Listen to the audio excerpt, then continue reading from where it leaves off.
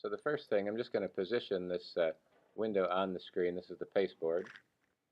I'm just going to zoom into the center of it. And I have rulers, so I'm going to go View, um, Rulers, Show. And again, they show at the top and the left-hand vertical column. The center point is right here for positioning. I can right-click. I'm just going to click on the inches, and it'll just show it there just for to get you the idea. And I'm going to put a center line down the middle, but first on this layer, it's a new document. So here's the layer. I'm just going to lock this. I can double click it to bring up the options panel and just put in scan so I can see that. If I can spell it. And just dim this down a little bit, 50%. And what we're going to do is get a new layer, and I'm just going to title this pawn. Take the pen tool, and what we're going to look at is the profile. So right here is the section. To help me out, I'm going to come into the vertical rulers and put down a visual center line. So here's the symmetry. It's even on either side of this. And see if I can't draw this part out. Now you can see it's not a perfect circle. I could have used a perfect circle, but just kind of go stretching this edge. And what we're creating is the profile of this. That's the line. This curves in. Again, zooming into your reference, you can see that it's pixelated, but still I can see that a little bit better. Arching this, see how it's curving the line. Click on there, it sets it straight. Come back this way, Shift key to keep it straight. And now I'm just using the space bar. I want to create this curve, and the least amount of points in Illustrator is what you're trying to create with. So you don't want to go click, click, click, click, click. You want to keep it with just 2 points if you can. So I click and drag the handles out. And see, it's a curve. If I set it here, it's going to be that curve. Undo it and click on there to make it. Right now it's just showing me the line, so I'm going to click on this part and turn the fill off. So I come over here. It's got a slight curve here because this is, whether it's a molded piece, clicking just a little bit to get that curve and coming around. And now it's a little tighter in here, so I might just keep it that tight and come around to get that curve.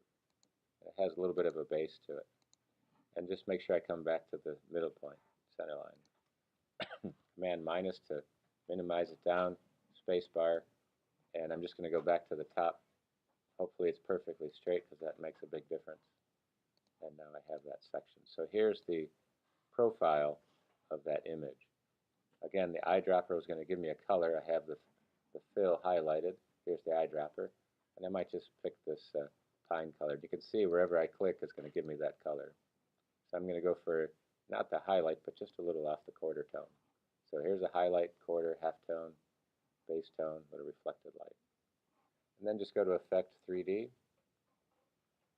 Extrude, Revolve, Rotate. We're just going to revolve it around here. Click on Preview. And now you have this piece wrapping around that profile, stretching it across that direction. And again, the XYZ box right here. Here's the preview. More options are going to give me this part. So if you can look at this as being actually the top of the pawn, I can just place this over here to match that section coming across. Any of the other lights that I want to increase, well, don't worry about this part yet, but just click on another spotlight here, and I could put a couple over there just to get it brighter, or slide it on this side of it, and this part's going to let me be the back of the object. Just in case you draw it from the other side, you can see that it says from the left edge, and if I had this on the right edge, then it would be the opposite of that inside, so the pawn would be rotating on the opposite plane of that profile.